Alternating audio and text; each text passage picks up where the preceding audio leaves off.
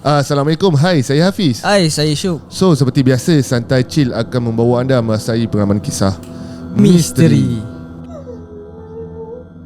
Tepat pada pukul 12 malam. And then tiba-tiba dia pun pegang tangan orang kat belakang.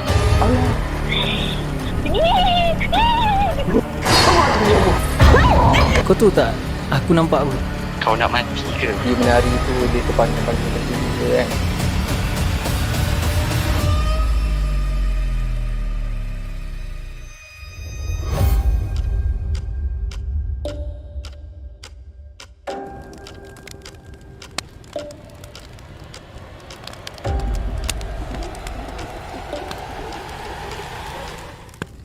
Bismillahirrahmanirrahim. Wallahu ashaddu ba'san wa ashaddu tanqila. Fallahu khairun hafiza wa huwa arhamur rahimin. Dan yakni ingatlah, Allah amatlah besar kekuatannya dan amatlah berat azab seksanya. Allah jualah penjaga yang sebaik-baiknya, dan dialah jua yang maha mengasihani dari siapa sahaja yang menaruh belas kasihan. Okay guys, setelah ramai yang komen bertubi-tubi, ada tu DM aku semua macam-macam kan. Betul-betul korang minta. Tak apa, kita realisasikan pada hari ni. Ya, betul. Aku boleh cakap ni antara video yang demand paling tinggi lah. Betul. Dan pada aku sendirilah bila aku dengar tu, fokus aku memang 100% sini. Aku tak boleh nak beralih arah sikit. Dan ada yang cakap mata aku terkebir-kebir macam ngantuk. Dia bukan ngantuk, dia fokus tau. Aku kalau fokus aku akan dia sampai macam tu tau kan. Okay. Jadi sebelum tu, jangan lupa like, share dan subscribe. Yang dah subscribe, thank you so much. Dan kepada korang yang belum lagi follow kita punya social media, boleh tekan link di bawah. Follow kita rapat-rapat di platform TikTok, Facebook, Instagram, dan juga terutamanya YouTube lah. Okay. Janganlah tengok saja, apa lagi, tekanlah dulu subscribe. Nak dekat 100k dah ni kan. Kasih support. Okay. Dan pada korang yang ada cerita seram nak kongsi dengan Santai Chill, boleh tekan link WhatsApp di bawah dan bagi tahu yang korang ada cerita seram nak kongsikan. Benar. So macam korang tahu, ada tetamu yang datang pada studio, dan kisah ni kisah yang part ketiga lah. Adakah kesinambungan pun kita pun tak pasti. Ya. Dan pada aku, pada korang yang belum layan part 1, part 2, korang wajib dengar. Dan kalau kau tak dengar, aku rasa mungkin kau agak akan tak faham sikit lah cerita ni. Jadi pergi, link aku ada sediakan di bawah. Okay. Jadi ini adalah part 3 bagi tetamu kita, tak lain tak bukan Irwan. Okay. Jadi Assalamualaikum. Waalaikumsalam. Okay. Kau dah famous kan ni? Ada lah. Dan ramai sangat permintaan dan ramai puji lah cara kau bercerita, sampaikan. Memang orang kata ada cliffhanger lah. Orang kata orang buat tertunggu-tunggu, banyak suspense kan. Sampai ada tu cakap tak tidur malam. Ada tu sampai bawa mimpi. Ada tu sampai dia kata nak tunggu cerita kau ni. Petang tu dia dah beli popcorn untuk malam nak dengar. Aku cakap ini lain macam punya level lah. Alright. Okay. Sebelum tu apa khabar? Alhamdulillah baik. Jadi tak ada orang cari kau, kenal kau, tag kau kat YouTube? Oh, tak ada. Alhamdulillah lah. Aku pun sebenarnya tak nak lah benda ni orang kata apa, orang kenal aku sebagainya lah. Jadi apa yang nama dan sebagainya itu semua adalah direka-reka lah kan. Kita semua caller kita ni akan guna nama samaran lah untuk keselamatan. Ya, betul. Okay. Baik. Jadi hari ni adalah kesinambungan daripada part 1 dan part 2, betul? Ya, betul. Apa cerita untuk hari ni? Okey, baik. Selepas daripada peristiwa curah cuka getah tu, okey, jadi alhamdulillah lah, itu adalah titik mula satu perubahan. Adik aku dah mula tidak ada sihir lah. Okey, menjelang maghrib tu alhamdulillah. Aku ingat lagi kali pertama selepas daripada sembuh tu, kami pun berdebat-debat juga tunggu kan. Takut waktu maghrib tu ada lagi. Jadi lepas daripada maghrib tu tengok dia, alhamdulillah itu kali pertama tengok dia sihat apa semua. Alhamdulillah, syukur sangat. Okay.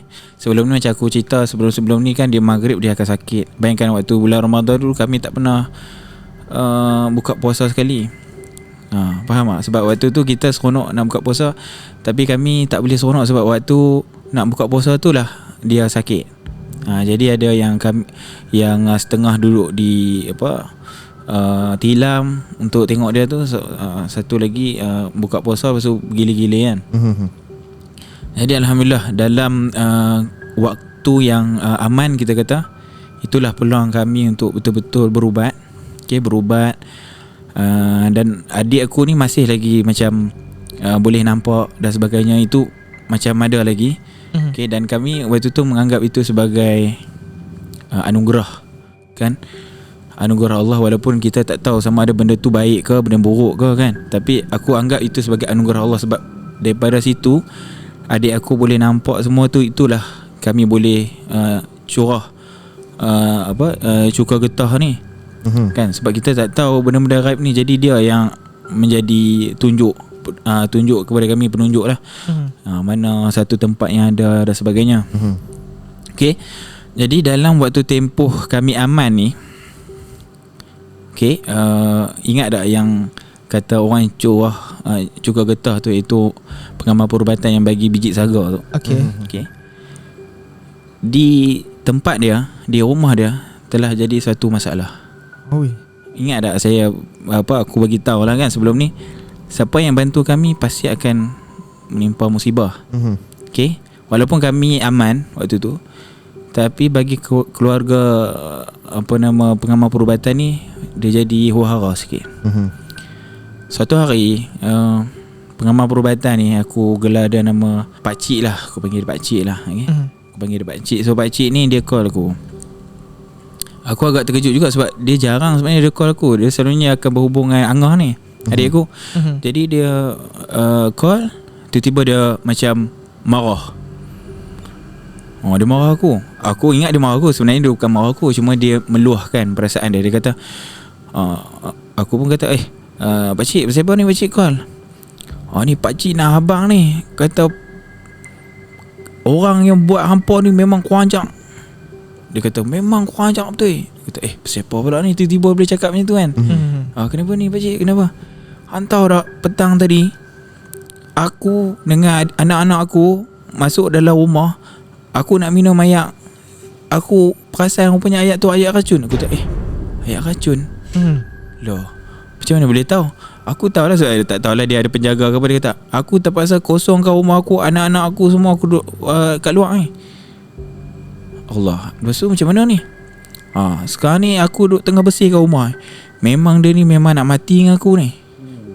Sekarang ni jadi satu, orang kata perlawanan, orang kata apa? Pergaduhan di antara pengamal perubatan ni dengan yang orang buat family aku ni. Walaupun dia dah tak tumpu kepada keluarga aku ni, sekarang ni dia pergi attack pula. Jadi aku pula waktu tu minta adik aku yang perempuan yang memang boleh tengok ni, aku kata kat dia, hang boleh tengok tak apa yang jadi dekat Pakcik tu.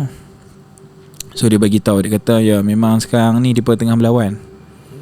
Tapi bagi pandangan adik aku ni, dia kata ilmu orang yang tolong kita ni, pengamal perubatan ni tak cukup kuat.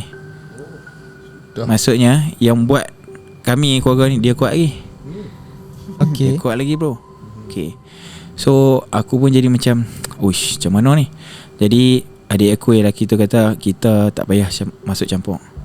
So benda ni kata dah jadi hal depa yang gaduh sama depa, tu biar pi. So kita tak boleh nak ambil pok, kita memang tak boleh buat apa pun. Kan? Tak apalah. Tapi yang menjadi masalahnya adalah pengamal perubatan ni dia macam agak pressure lah. Dia sebenarnya pengamal perubatan ni tak semuanya yang betul-betul boleh berubat. Ada yang sampai level-level dia. Sebab tu ada setengah pengamal perubatan ni, kalau dia rasa dia tak boleh buat, dia mengaku je. Mengaku je kata tak boleh buat. Kalau ada pengamal perubatan tu sebenarnya dia ilmu dia tak banyak, tapi dia kata okey aku boleh buat. Itu jadi problem. Tadi adik kau cakap ilmu Pakcik ni tak setanding lah dengan orang yang buat ni. Apa punca dia boleh cakap macam tu? Dia ada cerita tak apa yang dia nampak? Okey, apa yang aku nampak, apa yang adik aku beritahu ni, tak tahulah sebab adik aku kan dia punya hijab dia terbuka. Tu aku cakap, cara dia cakap tu macam bomoh tau. Dia boleh tahu siapa yang kuat, siapa yang tak kuat, siapa yang setara, siapa yang tak setara. Faham tak? Sampai kan waktu tu dia berubat kan. Waktu tu dia nak berubat pun dia sendiri akan pilih orang. Dia kata orang ni tak boleh berubat akak ni. Pasal apa? Sebab rasa dia ilmu dia tak cukup. Dia sampai tahap tu. Itu yang menyebabkan aku rasa macam mana aku follow dia tu, sebab keyakinan dia bercakap tu. Faham? Faham tak? Dia bukan macam orang ragu-ragu. Rasanya tak. Dia terus kata rasanya dia tak boleh. Tak boleh. Itu yang bila aku tanya macam mana hang boleh ada insting macam tu kan, dia sendiri pun dia tak tahu. Dia sendiri pun tak tahu, tapi dia ada rasa satu tak tahulah benda tu. Tu aku kata macam ada orang kata benda ni takut saka ke apa kan. Tapi aku menganggap itu sebagai satu kelebihan lah yang Allah pinjamkan sebentar untuk kami kan. Okey lah. Jadi dia lama-lama pengamal perubatan tu dia macam stres sikit aku nampak. Tapi cara stres dia tu apabila tiba-tiba dia call adik aku yang si lelaki ni. Dia beritahu dekat adik aku yang si lelaki ni, dia kata orang yang buat hampa ni memang Cik Nahar sungguh ni. Aku rasa aku nak bunuh dia. Mau tak aku bunuh dia? Dia cakap dengan adik aku ni macam memang sebelum dia nak bunuh pun. So dah jadi macam satu offer yang menarik lah untuk dia. Kan? Tapi aku dah beritahu kat adik aku yang lelaki ni, kata apa-apa nak buat ni hang kena rujuk dengan aku dulu. Sebab aku tahu dia macam mana. Dia kalau dia kata dia nak buat, dia buat. Jadi bila dapat offer yang macam ni, dia bagi tahu dengan aku. So aku kata kalau dia nak buat, dia buat. Tak ada kena menang kita. Nak buat lah. Okey lah. Tapi bila dia ganggu lagi adik aku ni, lelaki ni, dia kata okey hang nak buat kan. Lah ni aku ada dekat tempat ni tau. Aku nak beli barang apa tu, aku nak barang kain kapan apa semua. Dia cakap macam tu, kain kapan apa semua ni. Lepas tu aku nak duit lah sikit 300. Kalau hang mau aku terus jalan lah. Okey, lepas tu adik aku kata okey tak apalah, nanti saya bincang dengan abang saya kejap Okey tak apa. Pengamal perubatan ni sebenarnya dia dengan aku dia agak macam susah sikit nak deal. Sebab aku sebenarnya memang jenis tak apa nak berkenan dengan dia ni.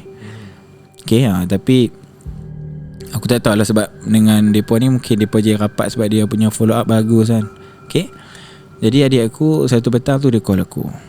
Dia kata dengan aku, okey dong, sekarang ni pakcik ni dia kata dia nak bunuh.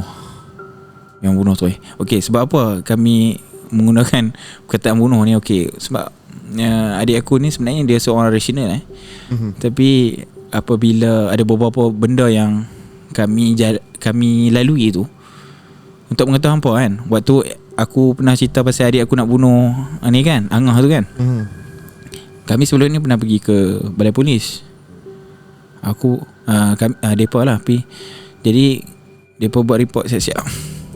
Depa buat report siap-siap. Dia kata okey, andai katalah kalau jadi apa-apa lah kan, terjadi apa-apa je kami nak report siap-siap. Jadi memang polis memang dia tak ni lah, tak terima lah benda tu sebab benda tu tak terjadi. Kan, sebab benda ni sebenarnya benda yang boleh jadi lah. Andai katalah kalau adik aku bunuh lah kan, si Angah tu, apa status dia? Pernah kami tanya polis kata kena hukum lah. Tapi andai kata kalau disebabkan oleh kerasukan ataupun kena buat orang, macam mana? Dalam polis kita tak ada benda-benda macam tu. Jadi itulah antara sebab ada orang kata upah lah gangster. Kalau dah tahu dah orang tu buat upah lah gangster, boleh. Tapi kalau setakat kita duduk pukul, kita kena balik ikut sisi undang-undang. Jadi bagi adik aku, kalau dia buat sihir, kita bagi sihir. Dia nak bagi orang mati cara sihir, kita bagi dia mati cara sihir. Adik aku punya style. So aku memang tak setuju lah. Okay, benda-benda macam ni. Jadi adik aku beritahu dengan aku, ini satu peluang yang baik. Okay, satu peluang yang baik. Memang dia menantikan benda macam ni kan. Cuma nak kena kain kapan lah apa kejadah semua ni. Dia kata apa pendapat Long apa semua. So aku memanglah dalam keadaan waktu yang aman ni, adik aku bagi tahu, di samping kita berubat, kuatkan adik-adik kita, family kita ni, kita kalau boleh bunuh buang lah orang ni, checkmate lah kan. So tak ada dah benda-benda macam ni, settle.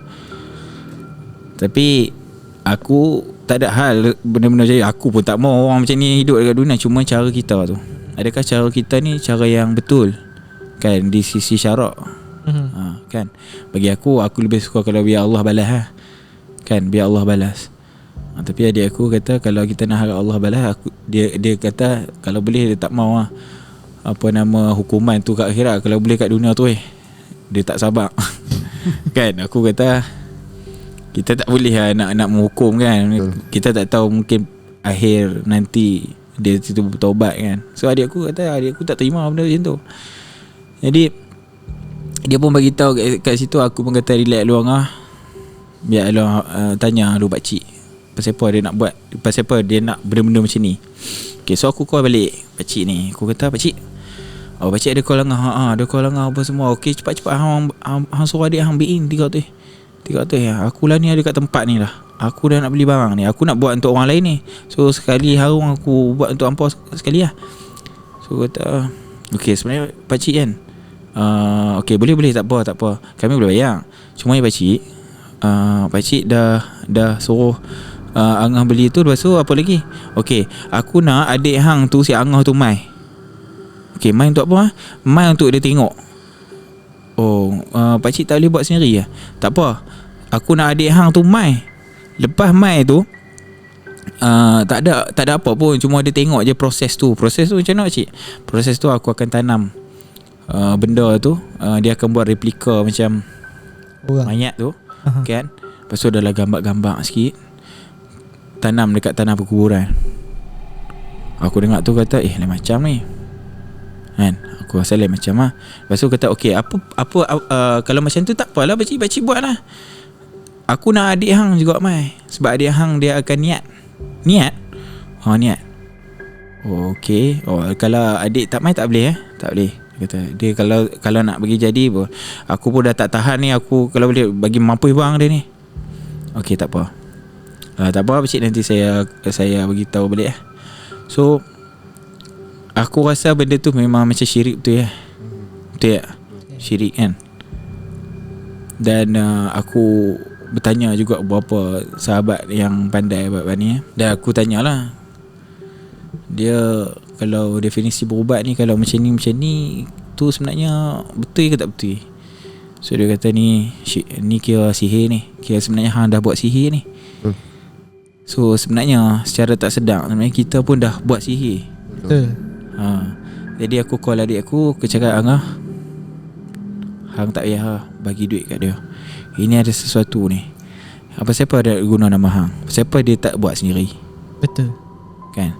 Dan aku boleh katakan salah satu puncanya adalah, andai katalah sihir ni tak jadi, dia akan berbalik kepada bukan dia, kepada adikku. Ini adalah jalan mati sebenarnya. Dan hang dah bila hang dah buat satu ikatan ni, lagi senang sebenarnya hang nak dimusnahkan. Sebenarnya benda ni, depa ni sebenarnya nak musnahkan hang lah ni. Tapi hang kuat kau, tak ada cara lain.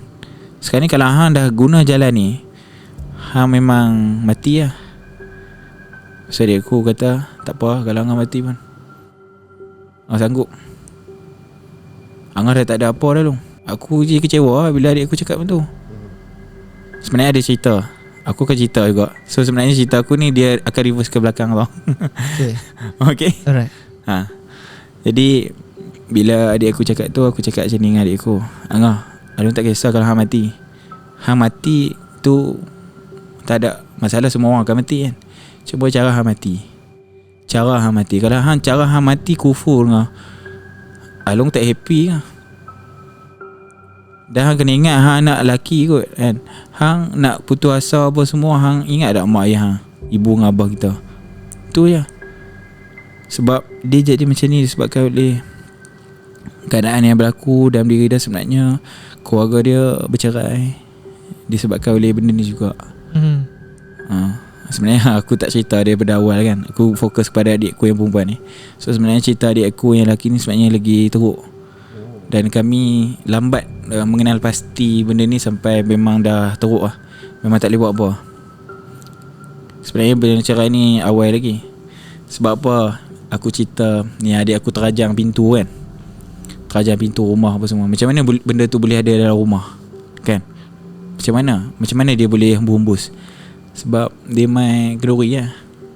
Dia main kenduri adik aku yang lelaki ni. Jadi dia tahu adik aku ni kuat. Jadi salah satu caranya adalah dia musnahkan keluarga adik aku ni. Jadi dia akan carilah macam bini adik aku ni salah satu mangsa. Teruk kan? Lain macam kan? Lain macam bro.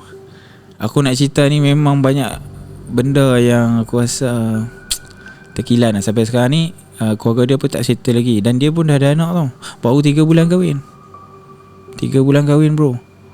3 bulan kahwin. Tiba-tiba jadi macam tu. Memang pelik gila. Aku rasa dalam berapa bulan lah, dalam 7-8 bulan macam tu baru kami sedap benda ni. Sihir pemisah. Tapi dah cerai lah kan masa tu. Waktu tu memang dah teruk lah. Memang dah jadi teruk gila. Keluarga belah sana teruk dah dengan kami. Memang macam teruk lah. Kami rasa macam memang teruk lah. Terkejut lah. Macam mana boleh jadi macam tu? Kenapa tak ada pasal tiba-tiba boleh jadi macam ni? Memang segala orang kata benda yang bermain di fikiran tu akhirnya terjawab disebabkan kes ni. Jadi adik aku memang betul-betul broken lah, habis lah. Dan dia sendiri rasa macam disebabkan dia, keluarga dia jadi macam ni, adik aku jadi macam ni kan. Dan dia kata dia sanggup korbankan diri dia. Tapi aku sebagai abang, aku takkan biarkan lah adik aku jadi macam ni kan. So aku kata dengan adik aku, kata hang tak payah dengar-dengar. Aku marah, kata aku tak layan sangat benda ni. Aku kata hang jangan duk buat perangai. Kata hang, kalau hang fikir pasal orang yang tak suka dengan hang, susah lah. Hang cuma fikir ramai lagi orang yang sayang dengan hang kan. Hang ingat Along akan biarkan hang macam ni Along takkan biarkan hang. So tak apa. Lepas daripada tu aku tanya adik aku yang perempuan ni, yang boleh tengok kan, apa pasal sebenarnya pakcik ni dia nak jadikan Angah sebagai umpan lah. Umpan lah kan. Sebenarnya pakcik ni dia memang dah tak tahan lah. Dia memang dah betul-betul orang kata apa, tak boleh nak lawan. Jadi dia gunakan cara ni untuk dia nak bebaskan dia dengan keluarga dia. Sekarang bukan dia saja tau, keluarga dia pun kena tau. Jangan main. Jadi kan dia selalu kacau lah. Dia selalu call, okay, bila apa nak buat ni? Awak lambat sangat ni bagi keputusan. So aku cakap dengan adik aku, kata suruh dia buat kan. Dan aku cakap dengan adik aku, lepas ni kalau dia call jangan layan lah. Jangan layan apa semua. So sekarang ni semua tak jawab lah kontak dia. Tapi dia selalu berhubung dengan adik aku yang si perempuan ni. Dia berhubung untuk mengetahui hampa. Dia punya adik anak menakan dia ada kerja sekali dengan adik aku. Tu susah lagi tu. Susah. Jadi adik aku ni kan aku cerita dia banyak bagi barang kan. Biji saga lah, apa lagi, minyak lah kan, duit lah, duit bunian. Adik aku yang perempuan ni pun sama juga. Dia ada bagi tangkai. Rantai. So rantai ni aku nampak, rantai ni dia macam keris tau. Bentuk dia kecil je, keris. Tapi aku tak tahu dia besi ke apa. Aku tengok dia colour macam apa, gangsa. Tembaka. Jadi adik aku pun dah lama sikit tu dia pun dah tak ada apa khabar dah. Aku rasa dalam 1 bulan macam tu alhamdulillah okey. Tapi itulah, dalam lepas daripada peristiwa tu banyak kali juga adik-beradik aku mengalami mimpi. Angah, adik aku yang kena sihir tu, ada berapa orang lagi adik-beradik aku kan, ada mimpi seolah macam dia tak puas hati lagi. Okay, dia tak puas hati. Dia warning lah. Dia siap kata, hampa takkan terlepas, aku akan buat balik. Dia cakap macam tu. So Tak tahulah sebenarnya mimpi ni dia mempengaruhi kita punya jiwa aku rasa. Macam adik aku, dia mimpi juga, tapi adik aku lawan. Adik aku yang lelaki ni, yang Dua ni. yang angah ni, dia cerita dengan aku, dia bergelut dengan orang tu, dia campak orang tu masuk sungai. Puan. Lepas tu dia sedap tu, dia rasa puas betul. Dia rasa puas gila. Dah start daripada tu dia tak mimpi lah. Dia tak mimpi. Maksudnya benda tu memang tak boleh lawan adik aku. Adik aku memang kuat gila sebenarnya. Dia punya semangat dia tu kuat. Tapi adik aku yang kena sihir ni, dia jadi takut sikit. Bila dia mimpi dia takut. Dia mimpi. Sebab tu kadang-kadang adik aku yang angah ni selalu marah lah adik-adik dia. Kalau hampa mimpi, hampa jangan takut, kan, hampa buat je, kan. Okay, tak apalah. Tapi ni menjadi satu ketakutan jugalah, kan. Dan kita cepat-cepat bersedia lah, kan. Bila kita tanya ustaz pun, dia kata ustaz pun tak tahu sama ada dia akan buat ke tak, tapi berhati-hatilah. Itu je lah dia cakap. Lepas daripada tu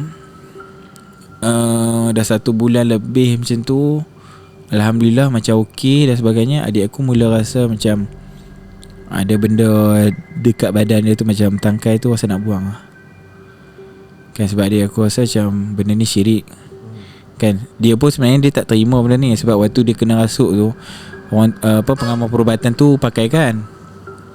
Jadi dia rasa macam tak maulah benda-benda macam ni, kan. Benda-benda ni macam syirik je, kan. Buat apa kita nak bergantung pada tangkai. Jadi dia pun buang.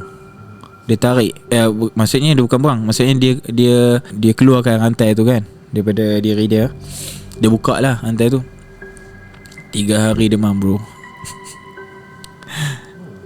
Oh, 3 hari demam. Okay, bila dia demam tu, bapak aku call. Bapak aku kata, rantai ni lain macam. Kata kenapa? Oh, adik hang dah buka rantai tu. Lepas tu 3 hari demam. Uish, Allah, mungkin sebab benda tu ada benda aku, kan. Kata, aku kata lah kat ayah aku, tak apalah, biar kan, jangan pakai dah. Okay, tak apa. So adik aku, dia tak pakai lah benda tu, walaupun dia demam 3 hari. Lepas tu dia okey.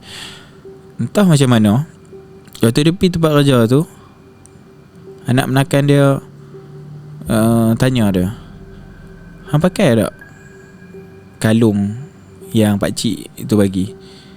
Adik aku macam terkejut lah, kan. Sebab dia pun pakai tudung, mana nak nampak, kan. Tapi macam mana dia boleh tahu, kan. Dia kata pakai. Kenapa? Adik aku saja cakap pakai. Oh, ya ke? Sebab aku dapat info kata tak pakai. Maksudnya dia pun berkomunikasi. Maksudnya pengamal perubatan tu berkomunikasi. Okey lah, tak apalah. Adik aku pun memang tak mengaku lah, kata dia yang buat. Start daripada tu, bro, family aku kena kacau balik. Kali ni bukan sebab apa nama yang asal tu, ni pengamal perubatan tu sendiri. Dia pula tak puas hati. Ya Tuhan. Kan, aku rasa seolah macam kita keluar daripada mulut buaya, masuk pula mulut ular. Okay, tak apa.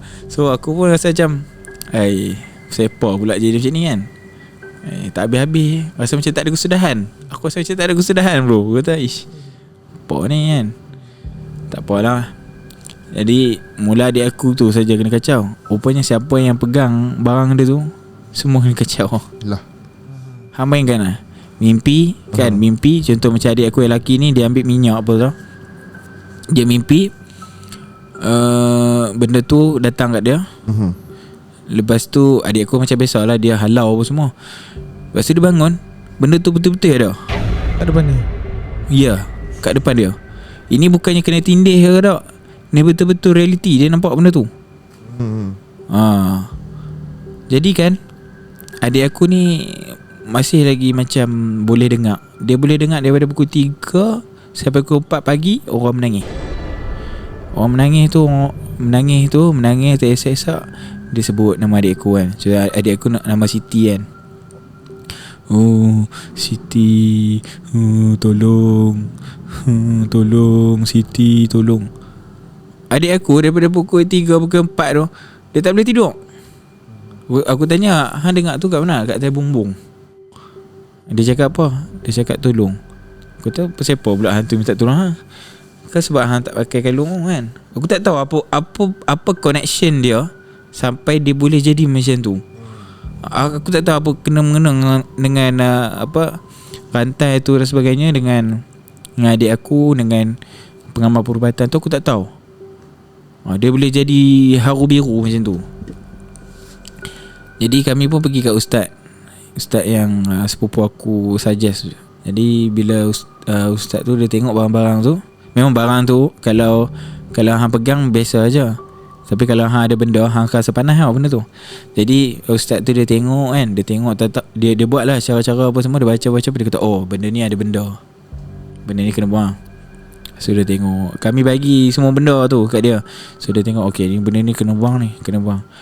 Tapi itulah ustaz ni, kalau hang pergi, hang tak akan banyak dapat info sangat. Bila hang pergi tu, kata benda ni untuk apa tujuan? Oh saya tak tahu.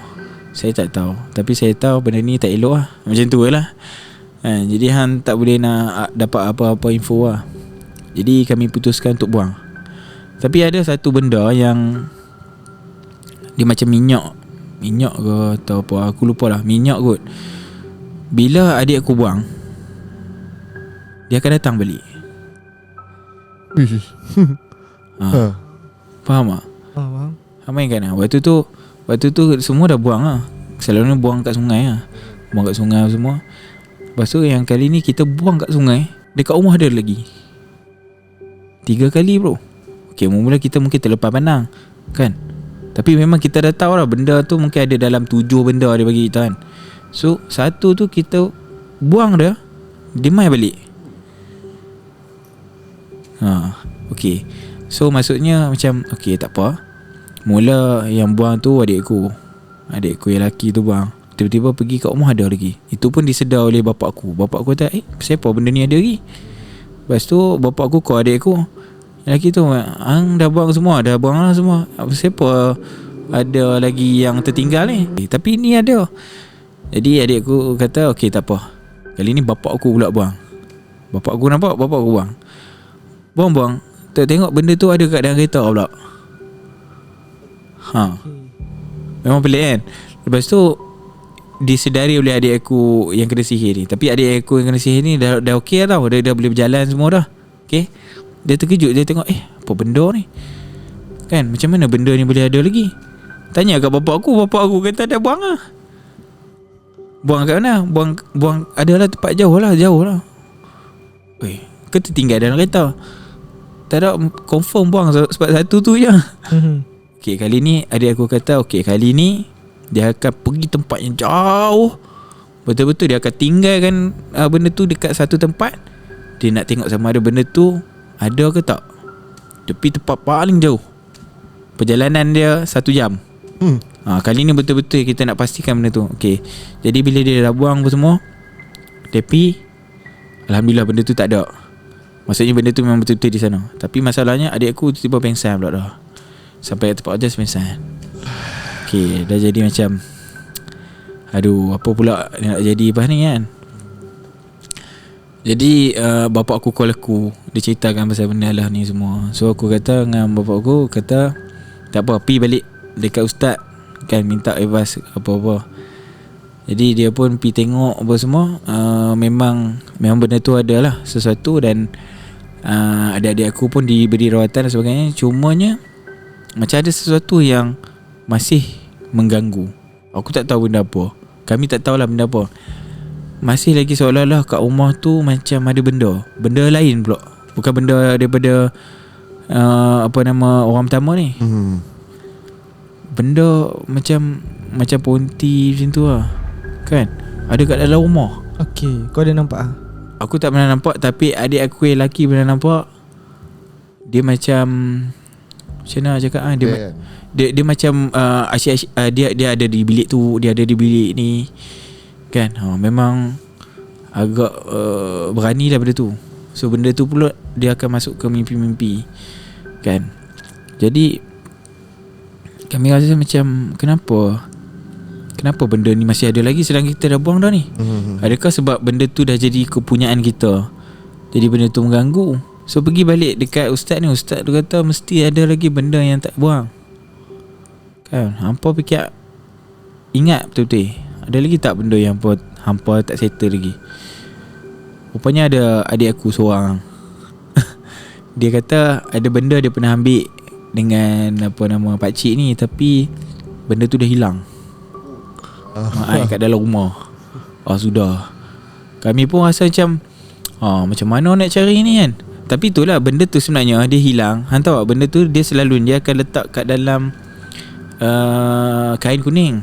Dia akan balut kain kuning. Jadi benda tu nampak besar juga kan, kain kuning. Just kain kuning je kita nak cari. Betul pengetahuan apa, adik aku ni pula, yang perempuan ni, dia punya kelebihan dia dah hilang. Dia bila dia dah okey kan, dia dah tak ada benda ni. Okey. Dia dah tak ada. Dulu kalau dia ni boleh juga aku suruh dia cari. Memang kita boleh. Macam aku dulu pun, aku duduk kat Melaka kan, aku kata hang tolong cari. Dia boleh cari. Dia boleh cari. Itu jadi kelebihan lah. Rasa syok pula kan. Tapi sebelum ni lah kan, yang kalau kau minta tolong dicari dia jauh, memang jumpa barang. Boleh. Dia boleh jumpa. Satu kelebihan tu aku cakap, kelebihan yang Allah bagi sekejap lah. Macam dia selalu dia boleh nampak adik-beradik dia. Adik-beradik dia memang dia nampak jelas. Lepas tu anak aku dia boleh nampak. Tapi kalau bini aku dia nampak samar. Dia tak boleh nampak. Jadi aku jadi sehati lah kan, bila adik aku Allah tak boleh pula nampak. Mina minta tolong siapa kan. Tapi itulah, kadang pertolongan Allah tu pasti ada juga kan. Tahu macam mana adik aku, macam mana benda tu tiba-tiba boleh ada dekat dalam bilik tu lah. Sebab bilik tu selalu ada jelmaan ni. Jadi kami syak kata, okay, dalam bilik ni memang kami carilah. Cari memang jumpa.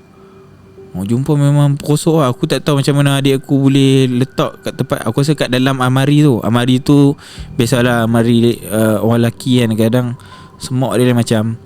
Memang akhirnya jumpa memang kami lupuskan lah. Okay, bila dah lupuskan tu, dia jadi satu benda yang agak serius juga. Apabila di pihak sana mula marah. Dia mula marah. Dia melalui anak menakan dia ni lah. Anak menakan dia kata, hang buang dah kan, hang pakai lagi ke benda tu? Dia cakap, hang pakai lagi ke? Kau pakai apa semua? Betul ke? Bukan hang dah buang ke? Dia dah tahu. Dia dah tahu dah bro. Dan menjadi lagi teruknya apabila si pengamal perubatan ni, dia mula mencari ustaz yang berubat dengan kami. Dia pula tak puas hati dengan ustaz. Dia tak puas hati pula dengan ustaz dia bro. Aduh. Sampai satu masa bro, aku tak tahu macam mana dia boleh jumpa gambar ustaz ni apa semua. Dia WhatsApp kat adik aku, dia kata, awak hampa semua senyap lah ni. Kan dulu hampa selalu sangat WhatsApp kan. Pasal apa? Tak ada apa, kami dah okey dah apa semua tu, kami malas nak ganggu lah. Ke hampa ada berubat dengan ada seorang ni? Mana ada. Kami cakap kata tak ada lah kan. So dia kata, hampa jangan tipu aku tahu. Ni kan gambar dia kan. Dia tunjuk gambar ustaz ni. Jadi bila kami beritahu ustaz tu pun dia relax kan. Dia kata tak apa, dia nak buat apa kat saya tu, itu urusan apa nama saya lah kan. Dan Allah yang akan jaga kita kan. Tak apa, biar pergi kat dia. Jadi benda tu menjadi satu permusuhan. Faham tak? Permusuhan. Aku tak tahulah. Sebenarnya aku memang asalnya aku tak suka sebenarnya pengamal perubatan ni, sebab dia guna keris apa semua. Betul. Kan? Tapi mungkin sebab family aku terlambat. Terdesak lah masa tu. Terdesak dan terlambat untuk jumpa ustaz yang sebetulnya. Jadi tergelincir juga lah terjumpa orang macam ni. Kan? Dan okey lah, alhamdulillah ada ustaz ni. Jadi dengar katanya pengamal perubatan tu memang teruk lah kena dengan sana tu. Aku nak cerita pun aku rasa dengan pakcik tu ke? Dengan ustaz? Dah ada pakcik ni kena dengan yang apa yang buat sihir keluarga kami ni kan. Teruk kena. Sampai kan tak tahulah aku nak cakap ada kaitan ke tak. Dia jadi stroke. Dia jadi stroke. Dia muda lagi tau. Stroke separuh badan. Separuh badan. Jadi muka dia tu herok lah. Ini dah jadi satu perlawanan epik tau. Aku rasa banyak-banyak cerita. Ini macam ni si Irwan ni dia kena sihir dengan dengan A. Lepas tu B tolong. Lepas tu pula yang A ni dah tak puas hati dengan B sebab tolong si Irwan. Cakap lain macam. Okay, aku rasa panjang lagi tak? Yang okay, contohlah mesti ada part 4 lah kan. Part 4 tu cerita lain atau yang ni kau nak sambung lagi?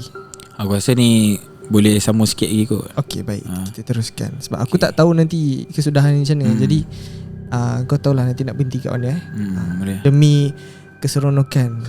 Tapi dia punya cerita ni dah jadi macam nak kata sihir pun ada juga, tapi dalam masa sama dah jadi macam satu orang kata apa gangsterism pun ada. Dia macam tu. Tahu tak sebab disebabkan tu dia minta kami duit. Macam ganti rugi lah konon. Aku tak tahu lah. Dia minta duit 1,000. Sedangkan kita memang dah habis beribu orang dengan dia. Okay. Tiba-tiba dia minta semua sekali kita dia nak 1,000 kan. Jadi macam kami macam terkejut lah kan. Pasal apa pula kan. Dia kata semua benda ni dah settle kan. Sebab memang keluarga kami dah settle. Dia kata dia settle sebabkan dia ni lah, dia lah yang berubat. Tapi adik aku sangkal lah benda ni. Dia kata bukan dia saja seorang lah yang buat. Banyak juga ustaz-ustaz yang tolong kan. Tapi itulah yang menjadi teruknya. Dan itulah dia punya cerita lah. Macam mana dengan kesudahan pertemuan antara pakcik tu dengan ustaz yang paling baru sekali yang berubat tu? Ustaz yang baru ni, dia punya karakter dia lah aku nampak kan. Dia seorang yang nampak tenang, relax, cakap tak banyak sangat. Tapi mengikut adik aku yang perempuan ni kata, dia ni memang kuat. Maksudnya ustaz ni memang boleh tolong dia. Memang boleh tolong dia. Dia pula sebenarnya salah satu ciri-ciri kita nak tahu orang yang berubat ni bagus ke tak bagus. Dia kadang orang yang tak bagus ni, pengamal perubatan ni kadang-kadang dia suka berjanji. Dia kata boleh buat, jangan risau, tak ada hal lah, tak apa kita lawan je macam tu. Tapi sebenarnya dia yang paling tak apa nak boleh sangat. Tapi kalau ustaz engineer kata saya tak tahu, saya insyaAllah kita apa-apa, dia tu sebenarnya yang paling bagus sekali. Dia yang memberi impak. Ada lagi lah cerita yang akan ada. Ke aku boleh sama? Panjang lagi ke tak? Rasa panjang lagi selambungan tu. Kena dengar dekat part 4. Sebab apa kalau dengar satu lah kita punya kamera nak rehat sikit. Aku kena explain kenapa buat pendek sangat. Satu, tekak dah kering kan. Bagilah kita punya caller ni rehat dulu. Dan kita punya kamera ni pun ada nak kena rehat juga. Barang elektronik kan, biasalah. Dan pada aku lah, apa yang aku nampak pada cerita ni, ustaz yang bantu keluarga Irwan ni sebenarnya orang yang sangat berilmu. Kenapa aku cakap yang tu? Dia menepati ciri-ciri atau pengamal perubatan secara Islam lah kan. Dan orang yang tak banyak cakap adalah orang yang berilmu. Itulah aku cakap. Dan aku sebenarnya masih akan menantikan apakah kesudahan cerita ni. Dan ramai mestilah cakap gantung lagi. Dah nak macam mana? Kau layan je lah. Cerita dia panjang. Takkan kita nak bagi 1 jam. 1 jam kau tengok drama movie. Nak macam mana? Tapi kita enjoy. Terima kasih kepada Irwan. Pada part 3 kita tunggu part 4. Jadi macam biasa, kalau korang nak komen dulu dekat bawah. Kita on lah kan. Tengok komen banyak dekat bawah, kita on terus part 4. Kalau tak kita release lambat lagi. Ya, betul. Korang kena bantu kita orang. Nak dah 100k dah tu kan. Apa yang kalut sangat tak nak tekan je lah butang subscribe tu kan. Aku kadang relax juga kan. Alright, okay. So jangan lupa like, share dan subscribe. Yang mana dah subscribe, thank you so much. Jumpa di next video. Assalamualaikum. Bye-bye.